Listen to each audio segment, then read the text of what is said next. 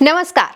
दिल्ली में चुनाव होने हैं और उससे पहले ही कांग्रेस, आम आदमी पार्टी और बीजेपी दोनों पर ही हमलावर नजर आ रही है। राहुल गांधी ने केंद्र की मोदी सरकार पर जोरदार हमला बोला है। राहुल गांधी ने अपने एक्स पर एक पोस्ट किया जिसमें राहुल गांधी ने लिखा कि मोदी जी के विकसित भारत की सच्चाई, मेहनत आपकी, मुनाफा किसका।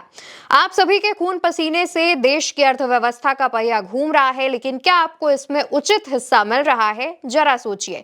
इसके बाद कुछ पॉइंट्स हैं जिनका राहुल गांधी ने जिक्र किया है। लिखते हैं, मैन्युफैक्चरिंग सेक्टर की अर्थव्यवस्था में हिस्सेदारी 60 साल के सबसे निचले स्तर तक चली गई।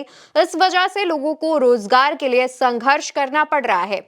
कृषि क्षेत्र में गलत नीतियों ने किसान और खेत मजदूर की स्थिति बदहाल की है। वे मुश्किल से अपना गुजारा कर पा रहे हैं। पिछले 5 वर्षों में श्रमिकों की वास्तविक आमदनी या तो स्थिर है या कम हुई है। हानिकारक जीएसटी और इनकम टैक्स की मार ने गरीब और मिडिल क्लास का जीना हराम कर रखा है, जबकि कॉरपोरेट का कर्जा माफ किया जा रहा है। आसमान छूती महंगाई के कारण अब ना सिर्फ गरीब बल्कि सैलरीड क्लास भी अपनी जरूरतों के लिए लोन लेने को मजबूर हैं।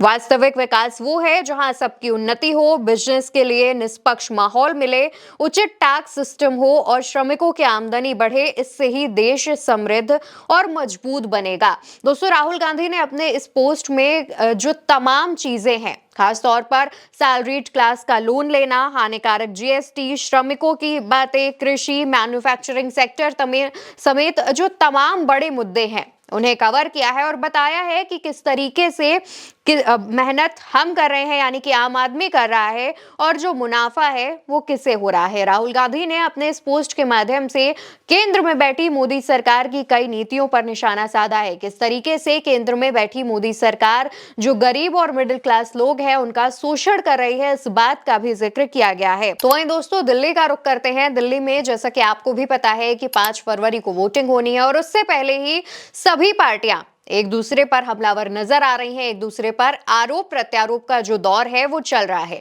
इसी बीच नई दिल्ली सीट से कांग्रेस के प्रत्याशी संदीप दीक्षित, जो कि पूर्व मुख्यमंत्री शीला दीक्षित के बेटे भी हैं, उन्होंने अरविंद केजरीवाल और प्रवेश वर्मा पर हमला बोला है।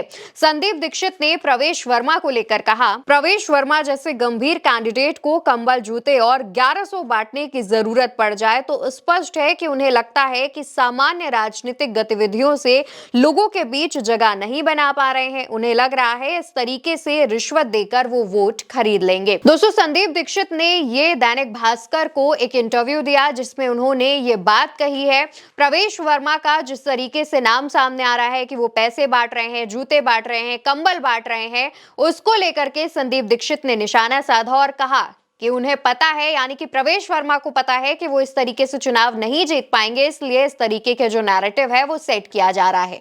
तो वहीं दूसरी तरफ अरविंद केजरीवाल पर भी संदीप दीक्षित ने एक बहुत ही जोरदार हमला बोला।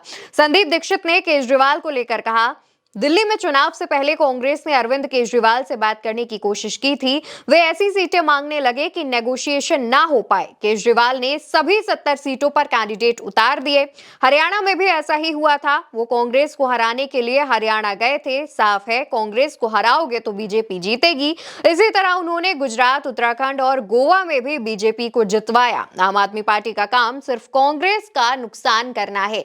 संदीप दीक्षित ने भास्कर को दिए इस इंटरव्यू में साफ इस बात का जिक्र किया है। इस बात को लेकर के जो बड़ी बात कही है वो ये है कि केजरीवाल और उनकी पार्टी यानी आम आदमी पार्टी का काम है बीजेपी को जितवाना।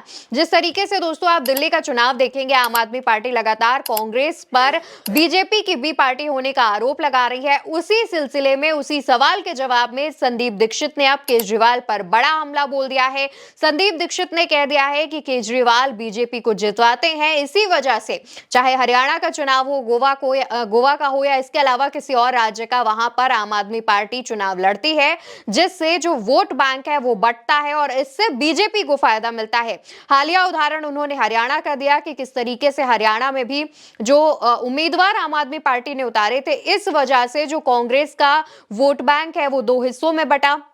इससे ज्यादा फायदा जो है वो भाजपा को हुआ।